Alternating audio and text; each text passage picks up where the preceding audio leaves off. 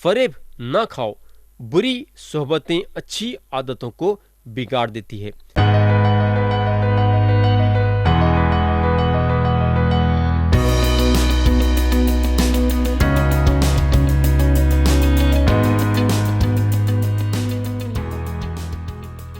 यीशु मसीह के नाम से अस्सलाम वालेकुम। प्यारे भाई और बहन, आप लोगों को याद होगा कि गए वक्त हम कोरिन्थियों के नाम पौलुस रसूल का पहला खत बाब 14 और उसकी आयत 27 से गौर करना शुरू करे थे और बाब 14 को ख़त्म करे थे। उसके बाद हम बाब 15 उठाए थे और उसके पहले 4 आयतों पे गौर करे थे। तो अब हम कलाम में आगे बढ़ेंगे और पहली बात जो हम बाब 15 में देखते हैं वो ये है, पौलुस रसूल यीशु मसीह के जाहिर होने के बारे में बताते हैं। हम पढ़ेंगे आयत 3 से 11 तक। यहाँ लिखा हुआ है, चुनांची मैंने सबसे पहले तुमको वही बात पहुंचा दी जो मुझे पहुंची थी कि मसीह किताबे मुक़द्दस के बामुजीब हमारे गुनाहों के लिए मुआ और दफन हुआ और तीसरे दिन किताबे मुक़द्दस के बामुजीब जी उठा और केफा को और उसके बाद उन 12 को दिखाई दिया, फिर 500 से ज़्यादा भाइयों को एक साथ दिखाई दिया, जिनमें से अक्सर अब तक मौजूद हैं और बास सो गए। फिर याकूब को दिखाई दिया, फिर सारे रसूलों को और सबसे पीछे मुझको जो गोया अधूरे दिनों की पैदाइश हूँ दिखाई दिया, क्योंकि मैं रसूलों में सबसे छोटा हूँ, बल्कि रसूल कहलाने के लायक नहीं, इसलिए कि मैंने खुदा की कलीसिया को सताया था। लेकिन जो कुछ हूँ खुदा के फजल से हूँ, और उसका फजल जो मुझ पर हुआ वो बेफायदा नहीं हुआ, बल्कि मैंने उन सब से ज़्यादा मेहनत की, और ये मेरी तरफ से नहीं हुई बल्कि खुदा के फजल से जो मुझ पर था।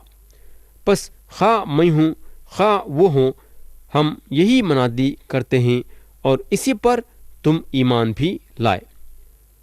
तो यह कलाम बताता है कि यीशु मसीह पहले कैफा को दिखाई दिए, उसके बाद 12 शागिर्दों को। कैफा जो हैं शमौन पतरस हैं, जिनको मसीह अपने आप को उस वक़्त जाहिर करे जब पतरस अकेले थे। पतरस जो हैं 3 बार मसीह का इनकार कर चुके थे और पतरस को मसीह के साथ अपना हिसाब बराबर का करना था। उसके बाद कलाम बताता है कि उन्होंने 12 को दिखाई दिए। अब सवाल यह पैदा होता है कि 12 कौन थे? मसीह पहले कैफा को जाहिर हुए, उसके बाद 10 को। यहूदा इस्करियोती उस वक़्त मर चुके थे जब खुदा का कलाम 12 के गिनती का इस्तेमाल करा है, तो ये शागिर्दों को इकट्ठा करके इस्तेमाल किया गया। और एक चीज़ यहाँ जो गौर करने की है बोले तो वो ये है कि एक ही वक्त पे मसीह 500 लोगों को दिखाई दिए। मैं जहाँ तक समझता हूँ कि ये बात गलील के झील के पास हुई होंगी। आप लोगों को याद होगा कि यीशु मसीह अपने शागिर्दों को बोले थे उन्होंने उन लोगों को गलील में मिलेंगे। तो मैं जहाँ तक समझता हूँ उनके सच्चे लोग जो उनके पीछे पीछे चलते थे गलील को गए होंगे उनसे मुलाकात करने के लिए।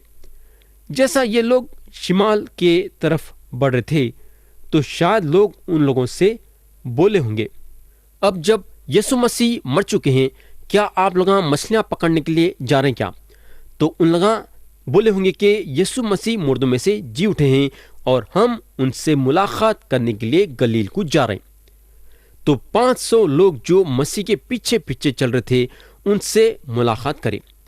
और एक चीज़ यहाँ जो कलाम बताता है वो ये है कि उन्होंने याकूब को दिखाई दिए।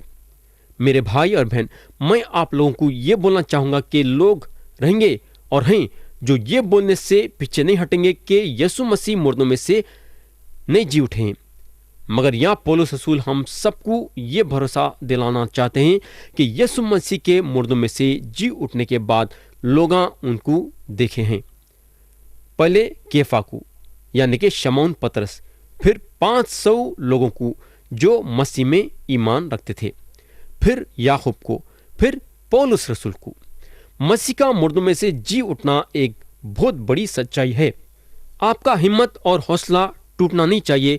जो लोग बोलते हैं कि यीशु मसीह मुर्दों में से नहीं जूठे, ये लोग मसीह का बिल्कुल इनकार करें। मेरे भाई और बहन, मैं आप लोगों को ये बोलना चाहूँगा कि आप अपनी उम्मीद जगाए रखना ये बात से कि आप भी यीशु मसीह को रूबरू देखेंगे जब उन्होंने दोबारा आएंगे। याद रखो, ये होगा। अब दूसरी बात जो हम यहाँ देखते हैं वो ये है कि पौलुस रसूल यीशु मसीह के मुर्दों में से जी उठने के बारे में समझाते हैं। हम पढ़ेंगे आयत 12 से 34। यहाँ पौलुस रसूल बोलते हैं, बस जब मसीह की ये मनादी की जाती है कि वो मुर्दों में से जी उठा, तो तुम में से बास किस तरह कहते हैं कि मुर्दों की क़यामत है ही नहीं। अगर मुर्दों की क़यामत नहीं तो मसीह भी नहीं जी उठा, और अगर मसीह नहीं जी उठा तो हमारी मनादी भी बेफायदा है और तुम्हारा ईमान भी बेफायदा, बल्कि हम खुदा के झूठे गवाह ठहरे, क्योंकि हमने खुदा की बाबत ये गवाही दी कि उसने मसीह को जिला दिया। हालांकि नहीं जिलाया अगर बिलफर्ज मुर्दे नहीं जी उठते, और अगर मुर्दे नहीं जी उठते तो मसीह भी नहीं जी उठा, और अगर मसीह नहीं जी उठा तो तुम्हारा ईमान बेफायदा है। तुम अब तक अपने गुनाहों में गिरफ्तार हो, बल्कि जो मसीह में सो गए हैं वो भी हलाक हुए।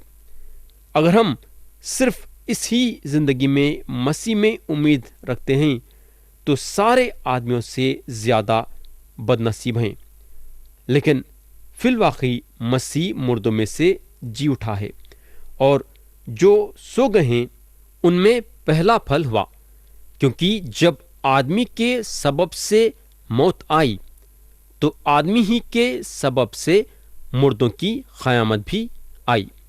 और जैसे आदम में सब मरते हैं, वैसे ही मसीह में सब जिंदा किए जाएंगे, लेकिन हर एक अपनी अपनी बारी से।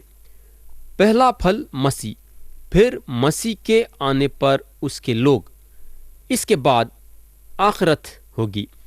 उस वक़्त वो सारी हुकूमत और सारा इख्तियार और कुदरत नेस्त करके बादशाहत को खुदा यानी बाप के हवाले कर देगा, क्योंकि जब तक कि वो सारे दुश्मनों को अपने पांवों तले न ले आए, उसको बादशाही करनी ज़रूर है। सबसे पिछला दुश्मन जो नेस्त किया जाएगा वो मौत है, क्योंकि खुदा ने सब कुछ उसके पांवों तले कर दिया है। मगर जब वो कहता है कि सब कुछ उसके ताबे कर दिया गया, तो जाहिर है कि जिसने सब कुछ उसके ताबे कर दिया वो अलग रहा, और जब सब कुछ उसके ताबे हो जाएगा तो बेटा खुद उसके ताबे हो जाएगा, जिसने सब चीज़ें उसके ताबे कर दी, ताकि सब में खुदा ही सब कुछ हो। वरना जो लोग मुर्दों के लिए बपतिस्मा लेते हैं वो क्या करेंगे? अगर मुर्दे जी उठे ही नहीं तो फिर क्यों उनके लिए बपतिस्मा लेते हैं, और हम क्यों कर वक्त ख़तरे में पड़े रहते हैं? ए भाइयों, मुझे उस फ़ख्र की कसम जो हमारे खुदावन मसीह यीशु में तुम पर है, मैं हर रोज़ मरता हूँ। अगर मैं इंसान की तरह इफिसुस में दरिंदों से लड़ा तो मुझे क्या फ़ायदा? अगर मुर्दे ना जिलाए जाएंगे तो आओ खाएं पिएं, क्योंकि कल तो मर ही जाएंगे। फरेब ना खाओ, बुरी सोहबतें अच्छी आदतों को बिगाड़ देती हैं। राजबाज होने के लिए होश में आओ और गुनाह ना करो, क्योंकि बास खुदा से नावाकिफ हैं। मैं तुम्हें शर्म दिलाने को ये कहता हूँ। प्यारे भाई बहन, मैं आपका तवज्जो आयत 12 पे लाना चाहूँगा।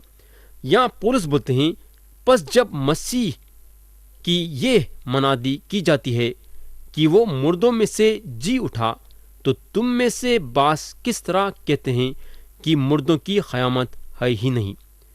کئی یونانیاں یہ بات سے یقین نہیں کرتے تھے کہ لوگوں کے جسم مردوں میں سے جی اٹھیں گے۔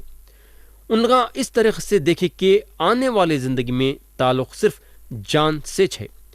یونانی فلاسفرز کے مطابق جان جو ہے ایک اصلی شخص ہے جس کو جسم میں قید کیا گیا ہے، اور جب آدمی مر جاتا ہے تو اس کی جان اس کے جسم سے الگ ہو جاتی ہے۔ جسم ہمیشہ کے لیے زندہ نہیں رہ سکتا، مگر جان ہمیشہ کی زندگی میں داخل ہوتی ہے۔ یہ خیال یونانی فلاسفرز کا تھا، مگر دوسرے ہاتھ پہ مسیحیت یہ بتاتی ہے کہ مردوں میں سے جی اٹھنے کے بعد جان اور جسم ایک ہو جاتے ہیں، یعنی کہ دوسروں سے جڑ جاتے ہیں۔ تو میرے بھائی اور بہن، کورنتھیوں کی جو کلیسیا تھی یونانی رسموں اور ریتوں میں مبتلا تھی، تو اس کے وجہ سے کیا ہوا بولے تو کئی لوگوں کو یہ یقین کرنا مشکل ہو جا رہا تھا کہ جسم جی اٹھ سکتا ہے۔ ہم کو معلوم ہونا چاہیے کہ یسوع مسیح کا مردوں میں سے جی اٹھنا مسیحیت کے ایمان کا بیچ کا حصہ ہے، کیونکہ یسوع مسیح اپنے وعدے کے مطابق مردوں میں سے جی اٹھے۔ ہم کو معلوم ہے کہ انہوں جو بولے وہ سچ ہے، کیونکہ انہوں خدا ہیں۔ یاد رکھو کہ یسوع مسیح کبھی جھوٹ نہیں بول سکتے۔ انہوں ایک پاک اور سچے اور زندہ خدا ہیں، اور جو کچھ بولتے صحیح بولتے اور وہ بات پوری ہوتی۔ اور کیونکہ یسوع مسیح مردوں میں سے جی اٹھے تو ہم اس بات سے پکا ہوتے ہیں کہ ہمارے گناہ معاف کیے گئے ہیں۔ میرے بھائی، کتنی اچھی بات ہے، کیونکہ یسوع مسیح مردوں میں سے جی اٹھے، انہوں زندہ ہیں، اور ہمارے لیے انہوں خدا کے سامنے جاتے ہیں۔ کیونکہ یسوع مسیح مردوں میں سے جی اٹھے اور موت کو شکست دیے، تو ہم اس بات سے بھی پکا ہو سکتے ہیں کہ ہم بھی مردوں میں سے جی اٹھیں گے۔ میرے بھائی اور بہن، کیا آپ اپنی زندگی میں کبھی یہ بات سوچے کیا کہ آپ مردوں میں سے جی اٹھیں گے؟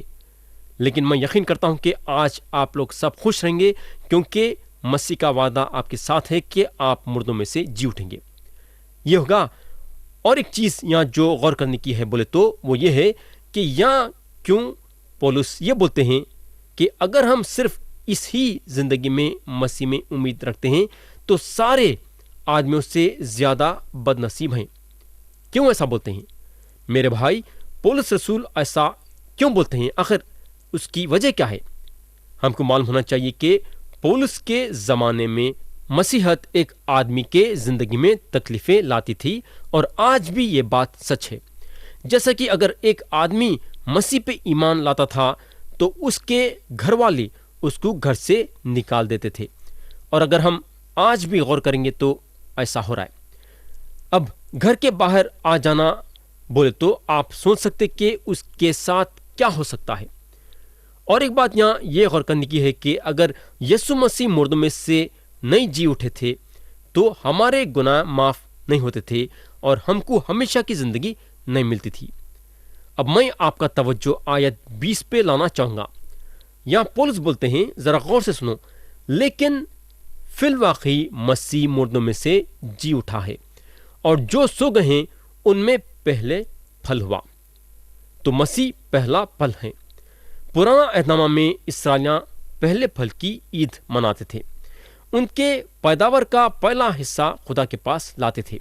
تو اس کا مطلب یہ ہوا کہ اور بھی پھل آنے والے ہیں، نہیں تو یہ پہلا پھل کی عید نہیں ہو سکتی تھی۔ تو یسوع مسیح کا مردوں میں سے جی اٹھنا پہلا پھل تھا۔ کتنی اچھی بات ہے۔ یہاں جو ہے اسرائیلیاں پرانا عہد نامہ میں پہلے پھل کی جو عید مناتے تھے، مسیح میں آج وہ عید پوری ہوئی۔ انہوں مردوں میں سے جی اٹھے اور ان کا جسم جلالی جسم تھا، اور صرف مسیح ہے جو مردوں میں سے جی اٹھے ہیں ایک جلالی جسم کے ساتھ۔ آیت 21 دیکھیں گے، یہاں پولس بولتے ہیں، کیونکہ جب آدمی کے سبب سے موت آئی، ذرا غور سے سنو، پھر سے میں پڑھتا ہوں، کیونکہ جب آدمی کے سبب سے موت آئی تو آدمی ہی کے سبب سے مردوں کی قیامت بھی آئی۔ آدم اور ہوا کا گناہ میں گرنا سارے دنیا کو گناہ کے لپیٹے میں لا دیا۔ رومیو کے خط میں پولس یہ سمجھائے ہیں کہ کیوں آدم کا گناہ سارے لوگوں میں گناہ پیدا کرا اور کیسا موت اور گناہ سارے لوگوں میں پھیل گیا۔ آیت 22 میں پولس ایک زبردست بات بولتے ہیں۔ انہوں بولتے ہیں، اور جیسے آدم میں سب مرتے ہیں ویسے ہی مسیح میں سب زندہ کیے جائیں گے۔ میرے بھائی اور بہن، میں چاہوں گا کہ یہ آیت آپ اچھی طرح سے لکھ لینا۔ یہ آیت میں پھر سے پڑھ کے سناتا ہوں۔ اور جیسے آدم میں سب مرتے ہیں ویسے ہی مسیح میں سب زندہ کیے جائیں گے، یعنی کہ جو یسوع مسیح پہ ایمان لائے ہیں۔ اب میں آپ کا توجہ آیت 24 سے 28 پہ لانا چاہوں گا۔ یہاں پولس بولتے ہیں، اس کے بعد آخرت ہوگی، اس وقت وہ ساری حکومت اور سارا اختیار اور قدرت نیست کر کے بادشاہت کو خدا یعنی باپ کے حوالے کر دے گا، کیونکہ جب تک کہ وہ سارے دشمنوں کو اپنے پاؤں تلے نہ لے آئے اس کو بادشاہی کرنی ضرور ہے۔ سب سے پچھلے دشمن جو نیست کیا جائے گا وہ موت ہے، کیونکہ خدا نے سب کچھ اس کے پاؤں تلے کر دیا ہے۔ مگر جب وہ کہتے ہیں کہ سب کچھ اس کے تابع کر دیا گیا، تو ظاہر ہے کہ جس نے سب کچھ اس کے تابع کر دیا وہ الگ رہا، اور جب سب کچھ اس کے تابع ہو جائے گا تو بیٹا خود اس کے تابع ہو جائے گا، جس نے سب چیزیں اس کے تابع کر دیں، تاکہ سب میں خدا ہی سب کچھ ہو۔ پیارے بھائی بہن، حالانکہ خدا باپ اور بیٹے کا مرتبہ برابر کا ہے، لیکن باپ کا ایک حصے میں کام ہے اور بیٹے کا ایک حصے میں کام ہے۔ یسوع مسیح خدا باپ سے کم نہیں ہے یا کم نہیں ہو گئے ہیں، مگر مسیح کا کام یہ ہے کہ یہ دنیا میں گناہ کو شکست دینا۔ سب سے پہلے تو انہوں کروس پہ گناہ کو اور موت کو ہرائے، اور آخری دنوں میں انہوں شیطان کو اور سارے گناہوں کو ہٹا دیں گے۔ دنیا میں جو ہے دیکھنے میں ایسا لگتا ہے کہ حالات قابو کے باہر ہیں اور کوئی انصاف نہیں ہو رہا ہے، مگر ہم کو معلوم ہونا چاہیے کہ خدا ہر ایک چیز کو اپنے قابو میں رکھتا ہے۔ انہیں گناہ کو موقع دے رہا ہے کام کرنے کا، جب تک کہ یسوع مسیح پھر سے واپس نہیں آ جائیں گے۔ جب یسوع مسیح پھر سے واپس آئیں گے تو اس وقت خدا پوری طریقے سے گناہ کو ختم کر دے گا۔ اس کے بعد یسوع مسیح ایک نئے دنیا میں آ جائیں گے، خدا کے حوالے کریں گے۔ بس وقت کی بات ہے میرے بھائی، اور جب وقت آ جائے گا تو خدا ہر ایک کا حساب کتاب کر دے گا۔ اب میں آپ کا توجہ آیت 29 پہ لانا چاہوں گا۔ یہاں پولس رسول بولتے ہیں، ورنہ جو لوگ مردوں کے لیے بپتسمہ لیتے ہیں وہ کیا کریں گے؟ اگر مردے جی اٹھتے ہی نہیں تو پھر کیوں ان کے لیے بپتسمہ لیتے ہیں؟ تو یہاں لکھا ہوا ہے، ورنہ جو لوگ مردوں کے لیے بپتسمہ لیتے ہیں وہ کیا کریں گے؟ یعنی کہ پولس کا بولنے کا مطلب یہ ہے کہ یہ لوگ کس کام کو پورا کریں گے۔ ہم یہ لفظ بپتسمہ کے بارے میں سیکھ چکے ہیں کہ بپتسمہ کا مطلب یہ ہے کہ کسی کے ساتھ پہچان یا کسی چیز کے ساتھ پہچان، یا جو ہے ایک مردے کے پہچانت کے بارے میں بات کریں۔ انہوں سوال کرتے ہیں، جو لوگ مردوں کے لیے بپتسمہ لیتے ہیں وہ کیا کریں گے؟ اگر مردے جی اٹھتے ہی نہیں تو پھر کیوں ان کے لیے بپتسمہ لیتے ہیں؟ تھوڑے ایمان رکھنے والے وہ لوگوں کے لیے بپتسمہ لیے جو بغیر بپتسمہ لیے کے ختم ہو گئے تھے۔ پیارے بھائی اور بہن، اس کے بارے میں تو زیادہ بتایا نہیں گیا ہے، مگر یہاں یہ ضرور ثابت ہوتا ہے کہ یہ لوگ مردوں میں سے جی اٹھنے کے بارے میں ضرور یقین کرتے تھے۔ اب میں آپ کا توجہ آیت 31 اور 32 پہ لانا چاہوں گا۔ یہاں پولس رسول بولتے ہیں، اے بھائیو، مجھے اس فخر کی قسم جو ہمارے خداوند مسیح یسوع میں تم پر ہے، میں ہر روز مرتا ہوں۔ اگر میں انسان کی طرح افسس میں درندوں سے لڑا تو مجھے کیا فائدہ؟ اگر مردے نہ جلائے جائیں گے तो आओ खाए पिए, क्योंकि कल तो मर ही जाएंगे। तो यहाँ पौलुस रसूल जब ये बोलते हैं कि मैं हर रोज मरता हूं, तो उन्होंने उस पे इशारा कर रहे हैं जहां उनको रोज खतरों से गुजरना पड़ता है। कहीं भी ये सबूत नहीं है कि पौलुस इफिसुस में जंगली जानवरों से लड़े, बल्कि उन्होंने जब ये बोले तो उन्होंने वो लोगों की तरफ इशारा करे थे जो उनके खिलाफ बार बार खड़े हो रहे थे। आयत 33 और 34 में उन्होंने बोलते हैं, फरेब ना खाओ, बुरी सोहबतें अच्छी आदतों को बिगाड़ देती है। राजबाज होने के लिए होश में आओ और गुनाह न करो, क्योंकि बास खुदा से ना वाकिफ हैं। मैं तुम्हें शर्म दिलाने को ये कहता हूँ। प्यारे भाई और बहन, वो लोगों के साथ मेल झोल करेंगे जो मुर्दों में से जी उठने के बारे में इनकार करते हैं, तो आपके चाल चलन और आपके तबीयत में इसका बहुत बुरा असर पड़ेगा। और एक चीज़ यहाँ ये गौर करने की है कि खुदा का कलाम बताता है कि गुनाह ना करो। खुदा चाहता है और उसकी मर्जी ये है कि जब उन्हें आपको यीशु मसीह में चुना है और आपके सारे गुनाह को माफ़ करके आपको हमेशा की ज़िंदगी दिया है, तो आप एक पाक और बेऐब ज़िंदगी गुजारना। तो या मैं कलाम को ख़त्म करना चाहूँगा और आते से वक्त हम आयत 35 से गौर करना शुरू करेंगे। खुदा हम सबको आज के कलाम के ज़रिए से बरकत दे। यीशु मसीह के नाम से आमीन।